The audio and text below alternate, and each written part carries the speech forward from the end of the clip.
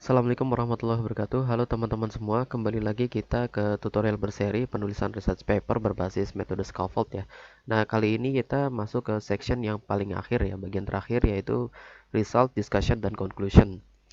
Nah, biasanya bagian result dan discussion ini digabung jadi satu ya. Sebagian besar orang menulisnya seperti itu. Tetapi sebaiknya agar penulisan paper kita ini sistematik, kemudian mudah dipahami oleh orang banyak, maka sebaiknya result dan discussion itu dipisah. Karena result itu adalah menunjukkan hasil dari eksperimental kita yang kita lakukan ya, yang sudah kita rencanakan untuk menjawab aim of the study, sedangkan discussion itu fungsinya untuk menjawab, menginterpretasikan kenapa hasilnya itu seperti itu gitu. Nah, oleh karena itu sebaiknya memang harusnya dipisah. Nah, pada kesempatan kali ini, contoh yang saya tunjukkan ini berkaitan dengan contoh yang sudah kita jelaskan di video sebelumnya, yaitu tentang material, method, experimental setup, dan experimental condition. Silakan teman-teman simak kembali di video sebelumnya untuk menyimak lebih jauh lagi tentang penjelasan dari contoh ini.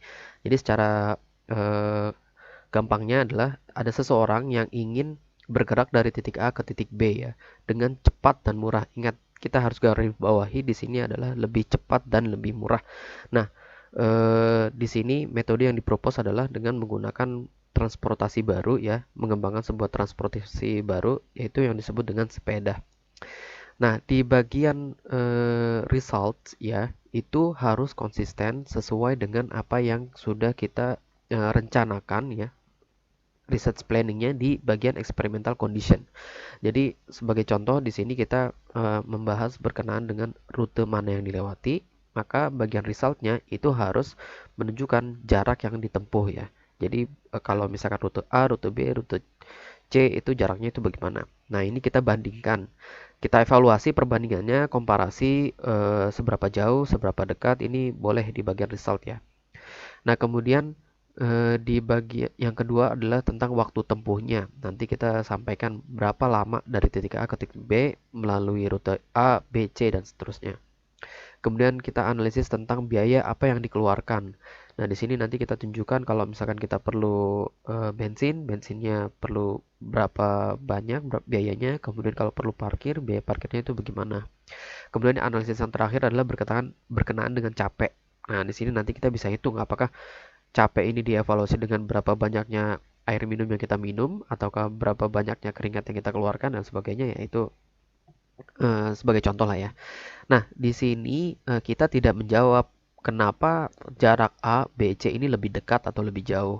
Nah, untuk menjawab itu jawabnya adalah di bagian discussion. Jadi nanti dari beberapa poin ini ya, keempat poin ini kita evaluasi, kita jelaskan interpretasi kenapa hasilnya kok seperti itu. Nah, contoh misalkan kenapa menggunakan rute tersebut, berarti kita karena keinginan kita adalah lebih cepat, maka ya tentunya yang eh, jawabannya adalah karena jaraknya lebih dekat. Kemudian kenapa lebih cepat juga, eh, bisa jadi karena nggak ada macet kah di situ, atau jalan yang nggak memutar kah, atau dan sebagainya, itu bisa disampaikan di sini. Nah, kemudian berkenaan dengan biaya, kenapa yang dipropos ini adalah lebih murah. Berarti teman-teman bisa tunjukkan bahwa oh, kalau ini nggak pakai bensin, ini nggak pakai biaya parkir dan lain sebagainya.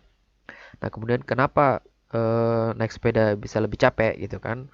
Jadi memang ada pro kontranya, ada plus minusnya ya dari propose metode ini ya. Nggak semuanya apa yang kita propose itu sesuatu yang lebih bagus daripada yang lain sebelumnya. Tentunya ada sebuah plus minus.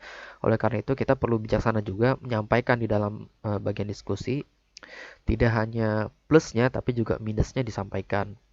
Jadi di sini misalkan contoh bahwa naik sepeda itu lebih capek. Kenapa? Karena ya orangnya, pengendaranya itu harus bergerak. Beda dengan metode konvensional yang disebutkan di bagian introduction, yaitu dengan menggunakan bus, mobil, dan sepeda motor gitu kan. Kalau itu kan pengendaranya cukup duduk aja ya, walaupun ada sebagian tubuh yang bergerak, misalkan tangan atau kaki segala macam, tetapi as compared with naik sepeda jauh lebih capek. Nah, di bagian conclusion ini teman-teman maka cek lagi aim of the study-nya itu apa. Aim of the study di sini kan mengembangkan moda transportasi baru yang disebut sepeda agar bisa bergerak dari A ke B dengan cepat dan murah. Nah, di sini ada kata dengan cepat dan murah. Jadi moda transportasi ini yang kita evaluasi, kita sampaikan bahwa cepatnya itu berapa waktu yang ditempuh ya dibandingkan dengan metode transportasi yang sudah ada, dan murah itu berapa biaya yang dikeluarkan jika dibandingkan dengan mode transportasi yang sudah ada. Nah, jadi di sini kurang lebih kerangkanya ya dari bagian result, discussion, dan conclusion. Eh, Maka ketika kita menulis result, kita harus eh, mundur ke belakang ya. Bagaimana ketika kita merencanakan di bagian experimental condition. Kadang di dalam eksperimen, kita seringkali itu melakukan experimental condition ya, kemudian kita tunjukkan hasilnya. Nah, ketika kita sedang menganalisis, kadang ada sesuatu yang perlu kita lakukan lagi ya, analisis kembali parameter tertentu. Nah, oleh karena itu kadang kita ya mau gak mau harus ngerubah lagi nih experimental conditionnya, sehingga nanti didapatkan discussion yang komprehensif ya, yang bisa menopang dari aim of the study. Nah, oleh karena itu ya, sebagaimana yang kita sudah sampaikan di awal, ketika menulis paper itu harus paralel dengan eksperimen ya, dengan studi. Jadi makanya penulisan itu selalu maju mundur dari bagian depan ke belakang, bagian ke depan ke belakang. Memang terkesan tidak terencana dengan baik, tetapi eh, bukan berarti tidak terencana dengan baik, namun ini dalam rangka penyempurnaan. Tentunya memang perencanaan dalam penelitian itu harus dilakukan dari awal ya, khususnya state of the art of the study. Jadi apa yang mau kita lakukan itu memang harus berbeda dengan studi-studi yang lain. Nah, di situ kita dalam tahapan literatur review, tentunya kita sudah merencanakan sesuatu yang novel dari studi kita. Nah, setelah itu ketika melakukan eksperimen dan juga penulisan paper itu harus dilakukan sebisa mungkin secara paralel. Nah, kurang lebih begitu apa yang kita coba sharing ke teman-teman ya, berkenaan dengan struktur dari penulisan dari masing-masing section.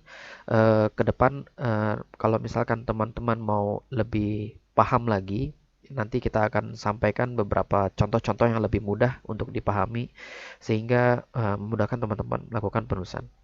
Kurang lebih begitu, semoga bermanfaat. Terima kasih.